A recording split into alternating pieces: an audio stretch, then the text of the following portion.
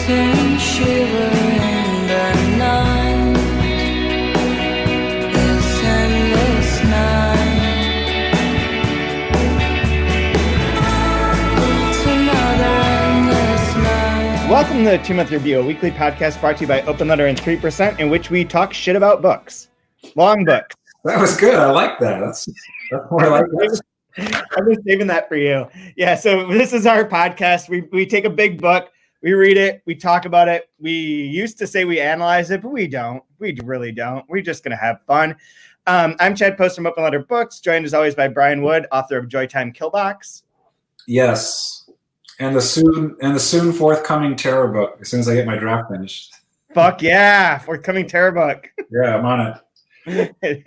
And this season we're talking about Ardor by Vladimir Nabokov, which we are up to the end of part 3, which is page 532. Yeah, 532. And this is our penultimate reading episode. What does that mean? Like we only have one more reading left, and then we're going to do one more episode after that. That's like looking at the criticism and people who are smart and who have read the book more than once and know what it's about. Cool. I got to tell you, I have not, I haven't seen like a reflection of myself in a while. And this pandemic hair, I'm starting to look like I could be the roadie for The Cure or something. Yeah. If I put some eyeliner on and like a ridiculous scarf of the, like some just unnecessary scarf, I feel like I could probably. I miss that. I'm getting haircuts again regularly. I sort of miss the beginning pandemic time when it was like so long and wild.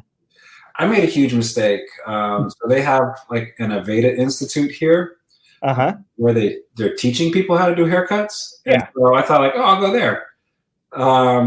Yeah, man, you want somebody that knows what they're doing to cut your hair. Just saying. Pro tip: get somebody that's graduated the institute.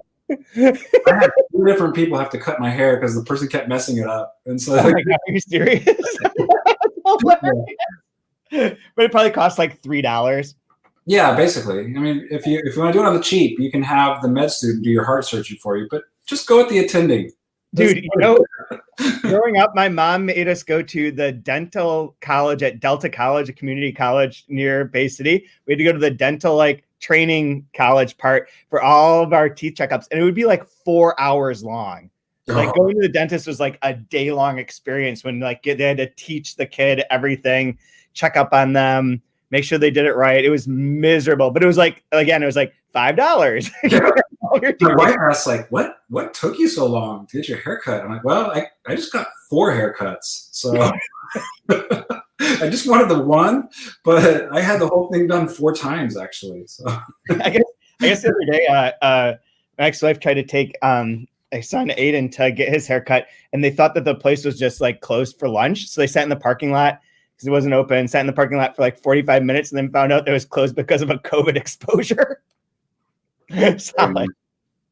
Being in Bay City in Michigan, boy, you guys are doing a great job with democracy over there in Michigan. Holy cow! What is going on with your stupid mitt of a state? There were so many bad things. So many bad things. Man. It's so wild. I really love that that the governor is like still having to fight to get things to be shut down or to for people to put on masks or do anything, and everyone's just like, we're gonna fucking kidnap you again. Don't think that was like a one-time wonder. I mean, every single one of these sort of action movies has a sequel. You don't have Ocean's 11 without Ocean's 12. Yeah, I feel like your state is kind of like competing with Florida on who can be the worst plot to a how did this get made kind of movie. Exactly. Michigan's really trying to just up its game with Ohio State. They read the Florida Man article and are like, hold my beer.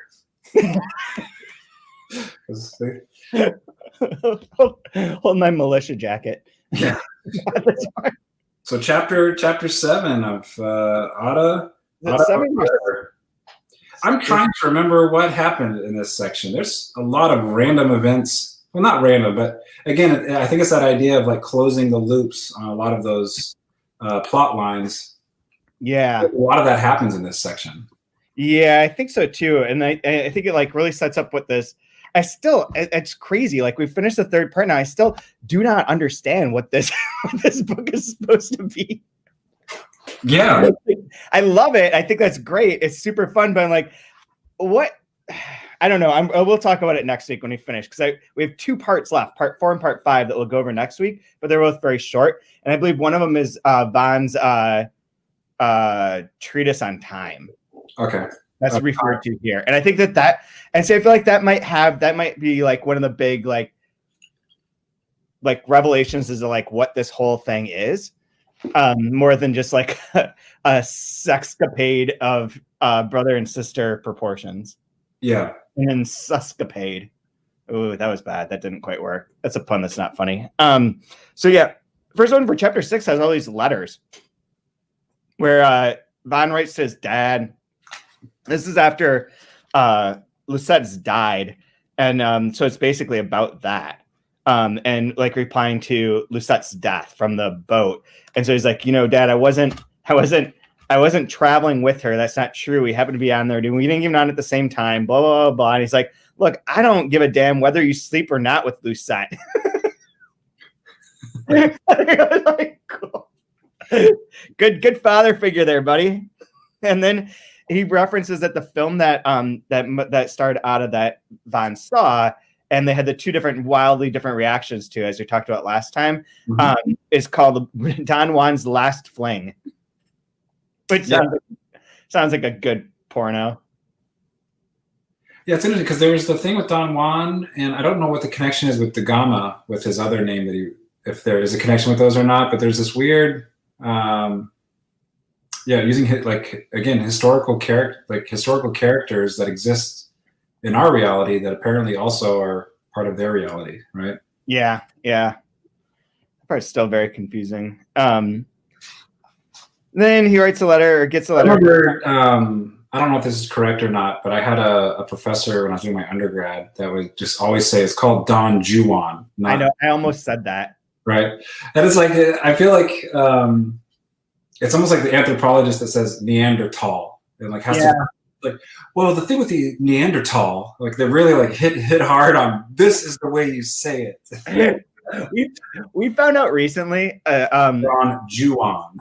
I almost said it, but I was like, it's just gonna seem pretentious. No one's gonna believe it. This show is definitely not about pretension for sure. we found this out recently because of one of the books we're publishing. But did you know that in English you're not supposed to say Sevilla? It's supposed to be Seville for the city in Spain. Really? Yeah, and it's like pretentious to call it Sevilla in the same way it would be pretentious to call it like Paris instead of Paris. Gotcha. Like Texas and Tejas. Yeah, I guess. Yeah. Yeah. But it's weird. I always think that changing names of places in pronunciation seems very odd. I don't know. Language changes. Just get on board, move along, whatever. But when I watch soccer, I watch Sevilla play. I don't watch Seville. I watch Seville. They change it specially for you. Yeah. For America. Chad, you're from Michigan. It's called a Coupe de Ville. You know this. It's not a Coup de Vie. Right? Can you imagine that? I like the rims on your Coup de Ville. You're like, what? Fair point. Sorry, I'm no Don Juan, but I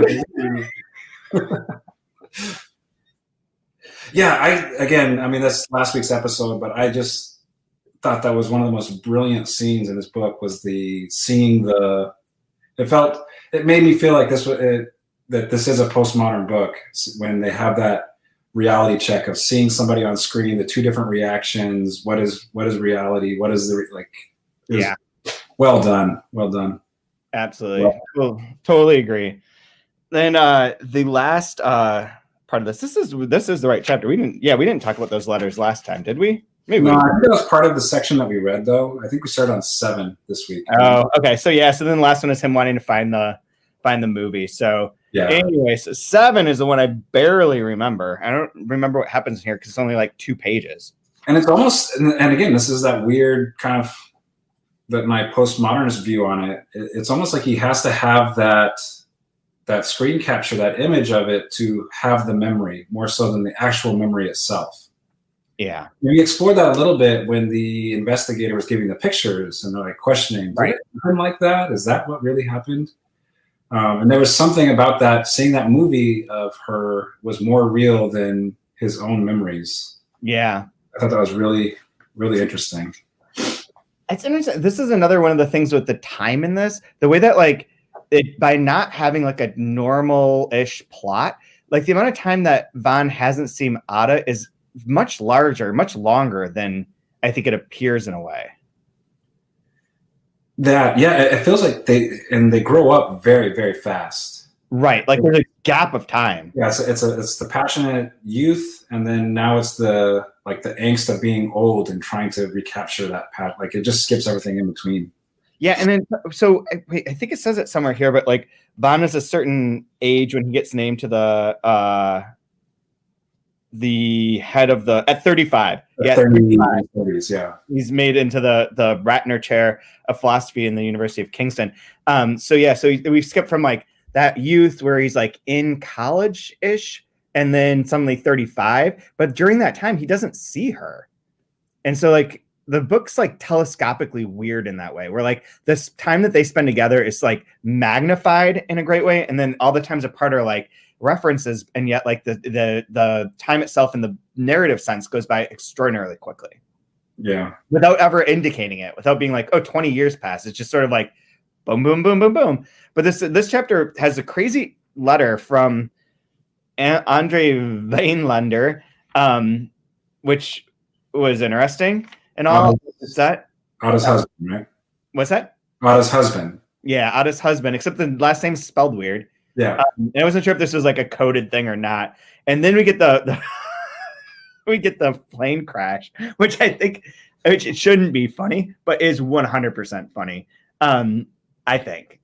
So there's a plane because of the way that it's the way that it's talked about. So at the beginning of this letter, and knowing that it's coming, I don't know what Andre knows about their relationship or their connection or how close they actually are. But I just love the beginning of this, February 5th, 1905. This is on page 503 of the edition we're reading. I have just read Reflections in Sidra by Ivan Veen, and I regard it as a grand piece, dear professor. The, quote, lost shafts of destiny and other poetical touches reminded me of the 2 or 3 times you had tea and muffins at our place in the country about 20 years ago. Oh my God, yeah. That is very fun. But very, very interesting letter. But yeah, just so like makes me wonder how much does he actually know about their? Because to me, it seems like it's not that much of a secret until it kind of comes out that it actually is. Oh, I had no idea. When it comes obvious that maybe all the quote unquote normal people know about it, but all the high ups are oblivious to it because maybe they're too concerned with themselves.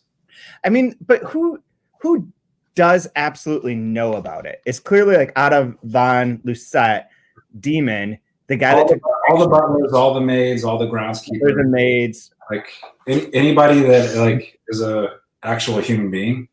Yeah. This letter sets up the bit where it's gonna meet. He wants, or his sister wants to meet and reacquaint herself with Vaughn, and they're going to do so in Switzerland, which is going to happen in this. And there is a part, like specifically with what they know or don't know, is that she believes Dolores or Dasha that Ada is having an affair, but that Vaughn is helping be the go-between. Mm. And it's not that they're having an affair, but that Vaughn's helping Ada hook up with her lover. Yeah. So, and like, there's something about like Dasha being like, I don't know, it feels like they're trying to set her up with him in here in this little chapter. But then we get the amazing plane crash, which or not plane crash in any way, shape, or form. I'm just going to read this part because I think it's hilarious. So in the 4th or 5th worst airplane disaster of the young century, which is crazy. So the fourth or fifth worst airplane disaster of the century. It's 1905. That's a lot of plane disasters. I mean, who's running this? This is like this is that escalated timeline. So this would be like the 1940s ish for us, right? This is in the early 1900s. In the fourth or fifth worst airplane disaster of the young century, a gigantic flying machine had inexplicably disintegrated at 15,000 feet above the Pacific between Lizanansky and Lysanov Islands in the Guyaville region.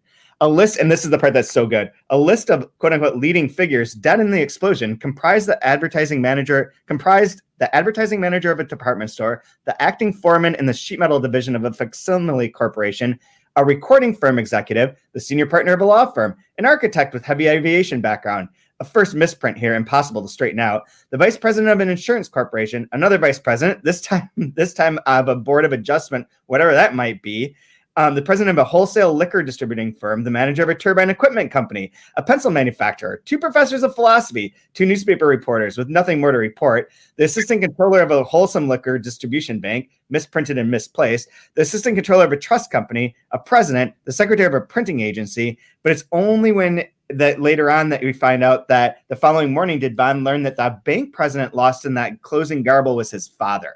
Because they don't have the names of any of the people. They only define them by what their role is. And I think that that's really funny. Like, I don't know why I find that so funny, but I really do. Like, okay, yeah, you're a pencil manufacturer. That's who you are. That is your essence. Who died in this plane crash? 2 professors of philosophy. But it does say in the next paragraph, the names of those big shots, as well as those some 80 other men, women, and silent children, other normal people who perished in blue air were being withheld until all relatives had been reached. Yep. Yeah. So you're just your abstraction until then. And then so his dad dies in that plane crash. Or plane, it's not even a crash. I keep saying plane crash, but it's like plane implosion. Just disintegrates in air or something. In the air. I thought it was interesting that I keep saying interesting because, again, I don't have this book figured out by any means. The juxtaposition of death in water to death in air. Oh, yeah. Using different extremes as far as killing off important characters in the book. Yeah. One that's intent, one that has a lot of intent behind it, and one that's like a true accident. Yeah. Inexplicable accident. And there are a lot of, again, with like demons and names like that, and then all of the aquas and marinas. And so there's like water elements and kind of like fiery elements. And so one is a fiery death, one is a watery death. Right? Yeah. Yeah. I thought that was well played, Mr. Nabokov. Yeah, well done. Yeah, here's your lost shafts again. The lost shafts of every man's destiny remain scattered all around him. Reflections in Sidra. So pretentious sounding. So then he gets named the chair because of 2 people vanishing, whatever, and he is now in charge of that. And then wait, does he retire in 1922? Is that right? Am I misremembering this paragraph? It's 507. Unbeloved by his austere colleagues, unknown in local pubs, unregretted by male students, he retired in 1922, after which he resided in Europe. Just fun. So 17 years, so he'll be 52. And it's interesting too because didn't the father, the only reason he was on that plane, that Trans-Pacific plane, was because he purchased an island? Oh. Sold off his Manhattan real estates to buy he bought an island. Yeah. Just like rich people. But again, it's that water element, right? Surrounding himself in water. Yeah. So I mean, I don't want to look too much into it, but it was hard not to notice all the water names, and then here you have this fiery air death because of water. So they're still kind of connected in that kind of butterfly wings way that he likes to write his books. Oh yeah, absolutely. So then we get chapter 8, which is the one where they finally get back together. That Von and Ada meet in Switzerland, I believe. And They are in Geneva, Geneva, Switzerland. She's there with her husband, with Andre the Vinelander, and his sister, and he and Ada get together and bang a lot. Yeah. Basically. What else do they ever do? It kind of is a very, at this point, kind of tedious and boring relationship for me. Yeah. And it's lost its passion and in his weird kind of way, the beauty in which he does it, that's all gone at this point. Yeah. It's almost, I don't know, it's almost like it's this downward spiral of pursuing pleasure where how much is enough. And it like pleasure has this way of insulating itself where, like, especially if you think of like hard drugs or something, where like first few times it's like amazing. And then you try to recapture that. Yeah. And it's not as amazing. And so you have to do a little bit more, right? And like before you know it, you have no teeth and you're on methamphetamines. Right? Like, you know what I mean? Like you're doing meth, because like it's like that's what this relationship feels like to me, where in this pursuit of pleasure, because everybody in this has been very self-serving and self-seeking. It's more about pleasure than actual like joy or giving, and so I feel like at this point, it's lost its like luster, and it's just more about trying to like get the fix, get the high, get that like that pleasure back, and it requires more and more and more, and it has diminishing effects on appealing to that pleasure, like that sensory pleasure that they're going after. Does that make sense? Yeah, it does. There is. I definitely agree with you. There is also this element of I'm not sure how many years have passed, but it's like, is it from 88 to 1905 that they don't see each other? I believe so, and that's where I think all the writings is taking place, and it's more about the academic career that's taking place. Right, and so he's 35 now. He's no longer a kid. She's older. But the thing that struck me too is that after all that time, they immediately know exactly what to do. Like they have a plan basically, and like she leaves behind her purse so she can come back and get it, and they can make out after the dinner. And like and he's like, okay, you got to sign all these things with the bank about Lucettes, like whatever her accounts and whatnot. And that's just like the immediate lie to just go to his hotel the next day and do whatever they're going to do. And that's where like the suspicions of the sister of Dasha come up, where she's basically like knows that where is it that she's having an affair, but she thinks it's with someone else, and that he's just like helping hook her up. Yeah, because I've got it. Here it is. During the next days, Dorothy used her leisure. I thought it was Dolores. It's Dorothy used her leisure to spy upon Ada. The woman was sure of three things: that Ada had a lover in Switzerland, that Van was her brother, and that he was arranging for his irresistible sister secret tryst with the person she had loved before her marriage. The delightful phenomenon of all three terms being true, but making nonsense when hashed, provided Van with another source of amusement. Yeah, it's like their behavior is so abhorrent. Like it's something that you can't even like. Well, that's not that. He's helping you with something. It's like, oh no, it's a lot easier than that. It's just us. Yep. Yeah. Exactly. So I want to bounce off of you. I read this sober, and I wasn't sure if it made sense to me or not, and maybe I needed to not be sober. On 5:10, he's going up to his room, and somebody had left something in it, I believe. It's right around the middle. A German tourist caught up with him to apologize effusively, and not without humor, for the offending object, which he said was his. If so, remarked Van, you should not allow spas to slap their stickers on your private appendages. His reply was inept, and the whole episode had a faint paramecic tang. The next instant, Van was shot dead from behind. Such things happen. Some tourists are very unbalanced, and stepped into his next phase of existence. What the hell is going on here? I have that exact part all underlined too. Okay. No idea. And just a big thing around. What is paramnesic? I didn't look it up. I know what para means.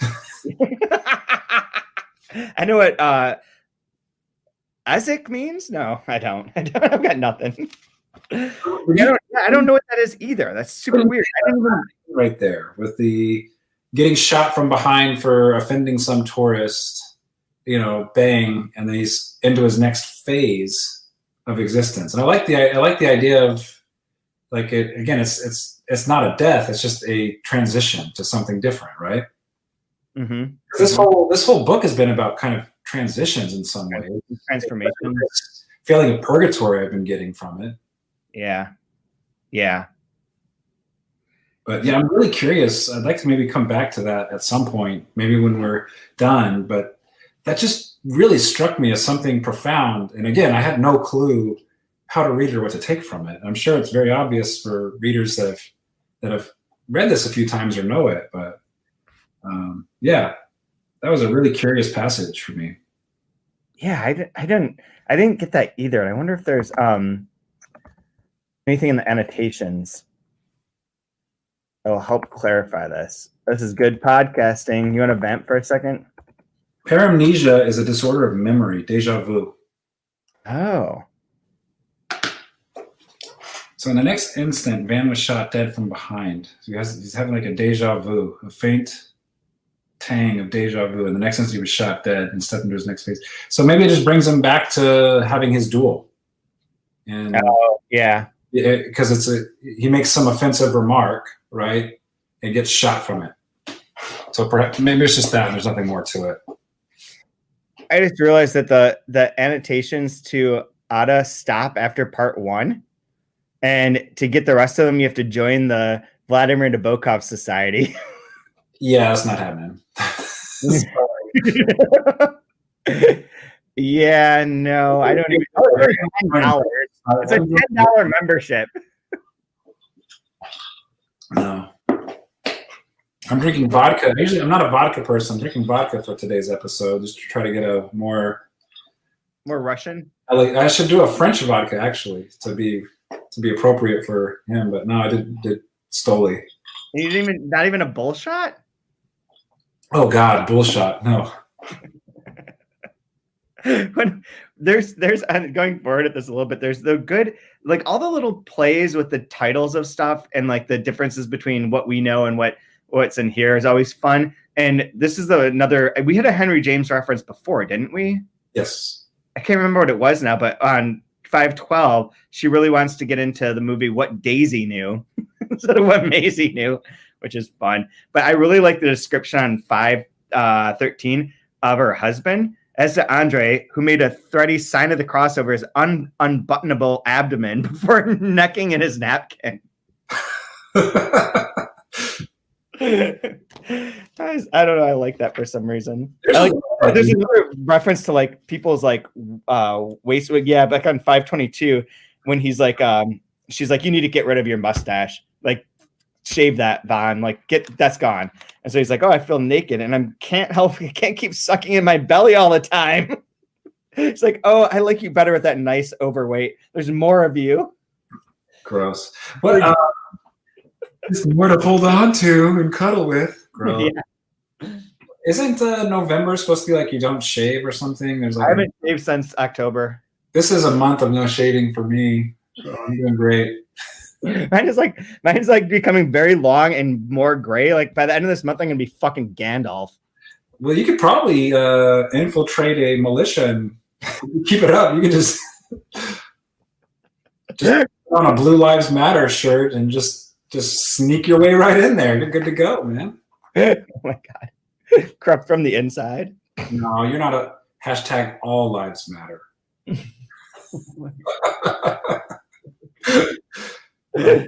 Oh, so yeah. Here was a fun little bit that I picked up on that section there on page 519. Mm-hmm. So Vaughn is this amazing writer and really young, just meteoric career, right? Yeah. It's like his superhero power, right in the middle of it. Quote, I don't attend school any longer, said Vaughn, stifling a yawn. And furthermore, in my works, I try not to, quote, explain anything, I merely describe. I love this I took that as Nabokov doing the explain show don't tell. Yeah, exactly. The old saw of show don't tell. I try not to explain anything. I merely describe. So good. Did you must have caught this? It's super obvious, but on 521, the Bain sisters show up. 521. Oh yeah. Yeah. Because we even talked about that story some point in time. Oh, I think it was with Rodrigo. It's one of his favorites because it has the cipher at the last paragraph is a cipher, right? Exactly. Yeah. Exactly. Yeah, I don't know. It makes sense that there's like too much gamesmanship. It's something that he does in all of his works, and this one is almost like hat on a hat in the way it's done with the puns and he's just packing it all in. And to me, it's just him. It feels like it's him writing with just absolute joy and delight. Yeah. And he's just having fun, and he's basically making himself happy writing this. Yeah. And if you're down for it, you'll love it. And if you don't have a lot of space for that, you probably will hate this book. Yeah. Right? It's kind of like the feeling I'm getting from it. Like if you're a fan of him and some of the stuff he does, like this is gonna be right up your alley because like there's so many puzzles, so many games, so many references, and like deep references, referencing his own work, other people's works, the pseudonyms, whatever. Like he's just having so much fun and delight writing this, and it's almost as if he's writing it for himself and no one else. Yeah, I feel like this one. And there's also like on top of that, there's all the stuff in the back that's like sort of misleading at times, or like I've kind of given up on looking at the footnote part because I feel like every time I'm like, oh, I wonder if this will be on there, or maybe they'll explain what this is. I'll go back there and it's like, no, it's just like some other random thing from that page that it references. And so I'm never getting anything out of it except for when it like translates the entire like thing from French. Like when one of the letters is in French from Credula, that's all translated in here, and that's helpful. But in the other times, every time I go back to her to look, it's like, nope. Yeah. No explanation for that. But I also that part has a ton of games in it as well. So it's almost like a Prex Life of Users manual has so many like hidden references and games and little naughty things to it. And this is that, but like in a different way, like in a less like mathematical way and in a more like free flowing sort of wild Nabokovian way, I suppose. Yeah. Yeah, it does feel, in a way, it feels like I mean, he did write books after this, but this feels like a last book. Yeah, because it's so loaded with like inside jokes and like if you get me and you're part of the smart set, you'll get this. But otherwise, it's probably not for you. Like, yeah, I'm okay with that. Like, it has that kind of feel to it, right? I mean, part of it, I mean, it is kind of like the working in the opposite of like why every time we were talking, I'm like, I just know what this book is for. And it's kind of like, well, what is the plot of this book? They fuck. And then like but the fun of the book is like all of his little showmanship thing. So it's like, yeah, we don't need the plot. I can show not tell, but like, I guess you can just tell and tell and tell. Sure. And it's also constantly making fun of itself because for how ingenious all these people are and amazing these people are, like they're all kind of idiots. Yeah. Like a perfect example of like absolute idiot would be on page like 529, 530. So we're jumping ahead just a touch, but Andre's dying. Oh yeah. Tuberculosis, and he's not telling anybody about it. He's been very secretive about his illness. And to think, cried Ada, with a kind of square shake of stiff hands as if dropping a lid or a tray, to think that he dutifully concealed everything. Oh, of course, I can't leave him now. Like, she's being all dramatic about him concealing something from him? Really? To think he would have the audacity to hide something this important from me. Oh my God. Like, yeah. So wait, okay. So yeah, I think that's interesting. And also there's a reference to hell right here. Totally into that. And it's weird. Also with his sickness, when there's a great line there about how he'll The worst of the man would be packed off to a mountain sanatorium in a novel to linger there through a few last pages of apological mopping up far away from the reality of their united lives. That's a pretty funny bit. But related to what the passage was that you had at the beginning about like him getting shot in the back, there's another duel here. That's very real, right? What's that? But it's just imagined, right? I'm not sure. Let's get to it and read through it. Maybe we'll figure it out. 531. Andre lived only a few months longer. Whatever. He's doing fine in the spring of 1906 or 7 with a comfortably collapsed lung and a straw-colored beard. Nothing like facial vegetation to keep a patient busy. Life forked and reforked. Yes, she told them. He insulted Van on the mauve-painted porch of a Douglas hotel where Van was awaiting his Ada in a final version of L'Enfance Maudite, or however you say that. Monsieur de Tobac, an earlier cuckold, and Lord Erminen, a second, witnessed the duel in the company of a few tall yuccas and short cactuses. Vinelander wore a cutaway, he would, Van a white suit. Neither man wished to take any chances, and both fired simultaneously. Both fell. Mr. Cutaway's bullet struck the outsole of Van's left shoe, white, black-heeled, tripping him and causing a slight fourmillement, excited ants, in his foot. That was all. Van got his adversary plunk in the underbelly, a serious wound from which he recovered in due time, if at all. Here the forking swims in the mist. Actually, it was all much duller. Yeah, because I mean, there's no way they dueled if he's that sick with tuberculosis, right? I mean, right, and then like he died one spring night alone in a hospital room, and that same summer, 1922, his widow donated her collections to a national park museum and traveled by air to Switzerland for an exploratory interview with 52-year-old Van Veen. they're so like so perfectly having this love affair. Like they're like, again, like I know it's happening and used all the time, but I feel like this is the author subverting expectations here, right? Because we've been talking about Chekhov's gun, and there's that curious, wow, Vinelander dies early, and that's the husband of his love, of his life. Like, and he's already dueled once, so are they going to duel again? It's like, no, he just dies of tuberculosis. Yeah. Like you get no satisfaction out of him. It's actually a really sad, terrible, you feel bad for him death, not this grand duel where you get to shoot him in the belly. Right. And then I mean, to be fair, like the duel, Van loses at. He gets injured in his back or in his side, and then his two rivals that he wants to die, they both die like off screen there too. Like the one guy in the hotel, the piano teacher that dies in the hospital is very similar to this death. Yep. And like matching those two up. And then the other guy dies in battle, right? So yeah.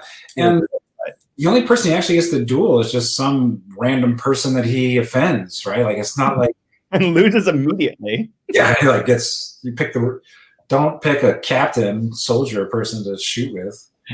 Yep. Yeah, so I thought it was really, really fun and playful how like you build up to this great grand thing and it's like, whoop, nope.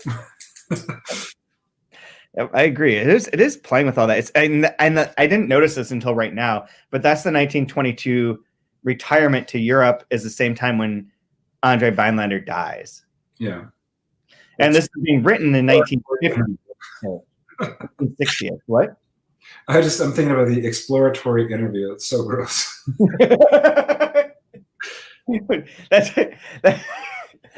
I'm pretty sure that's what the casting couch people call it too. Oh, gross.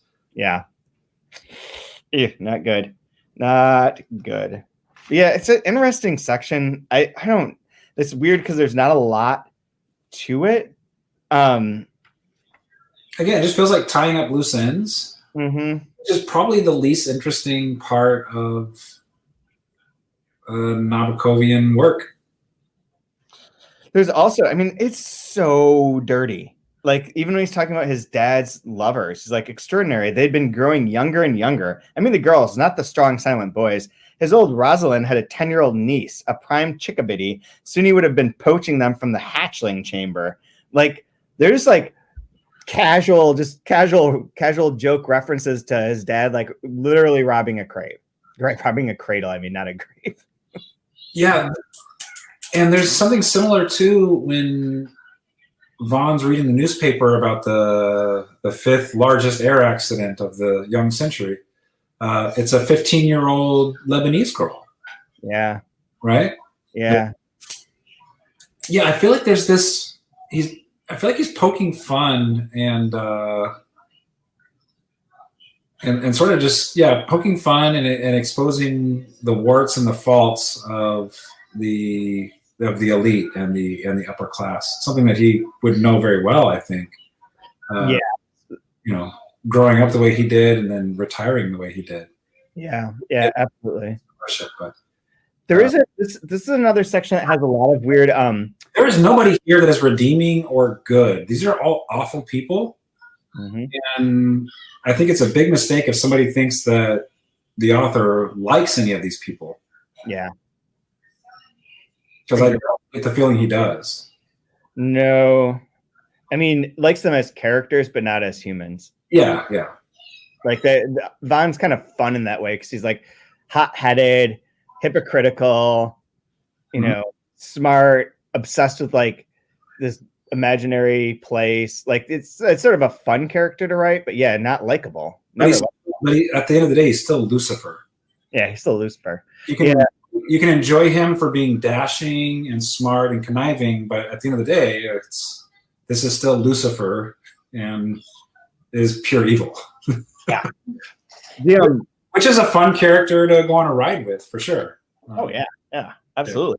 It is funny too, like the Anna Karenina moments that come up throughout this. Like it's so weird to have read that and then the Book of Anna and then this one after the other because they're like all like starting to blend together. But the section in the middle of like 5:16, 5:17 where they're having dinner and Andre's like, you should come see my farming equipment. That's like almost a Anna Karenina bit because there's a whole thing with like the guy that I can't remember anyone's name anymore, but who's a farmer and like just wants to figure out how to best to like tend the land for Russia and how best to like keep this like make this a working system.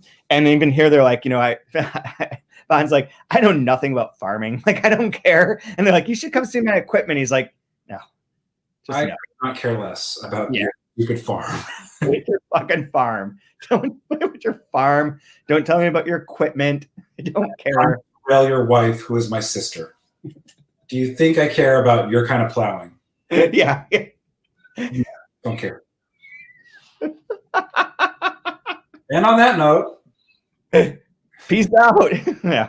I don't have anything else to add to this. This is a very short section. Yeah. So, did you have a favorite line? I know I had one, but now I can't find it. I have a favorite clause. Okay.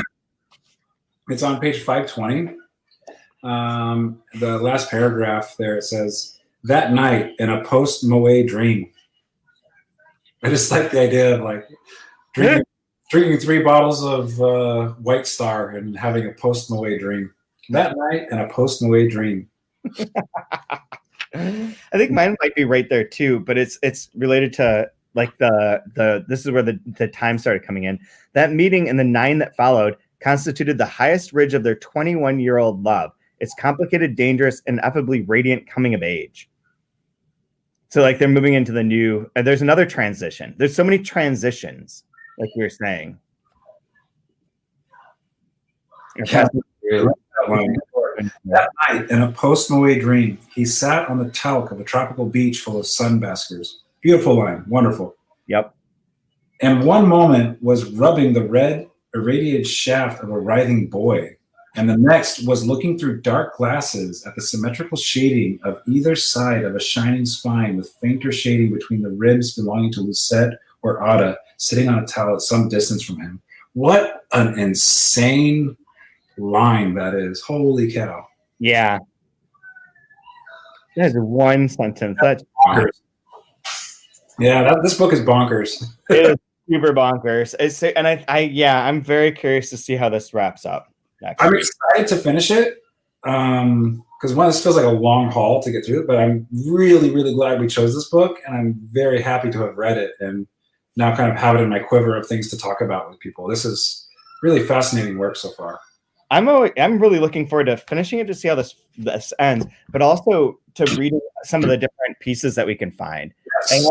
and people, again, anyone listening, please send them along. I have a couple, and I have one that I have to scan in for you, but I found a few things so far, and Perfect.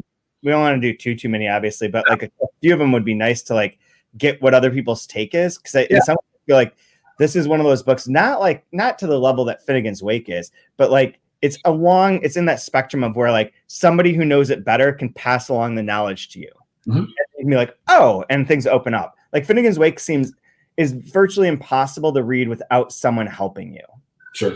Be it like an annotated guide or whatever. Like you need a foothold, and you have footholds, but it's still like, I know I'm not getting everything, and I don't know where all those pieces fall. So it'll be fun to see that. But cool.